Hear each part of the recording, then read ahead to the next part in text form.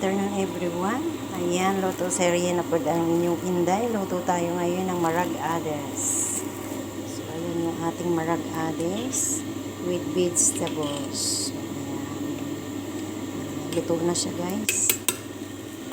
At ito naman yung ating gagawing adobong chicken. Ayan po. Pinapakuluan pa natin siya sa toyo. So, ito naman yung ating rice. At meron tayong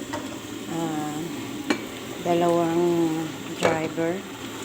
So, nag-request sila na magluto tayo ng adobo.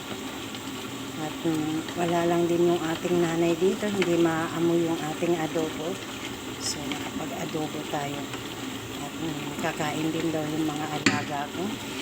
So, ayan. Siyempre, para sa amin, pagkakataon na nating magluto ng adobo with matching vegetables. Ayan.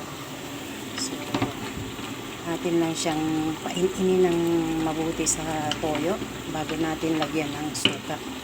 So, tikman natin kung okay na sa toyo. So, medyo pakuluin natin siya ng pakuluin sa toyo para manuot yung lasa, para masarap yung ating adobo. Paano na natin?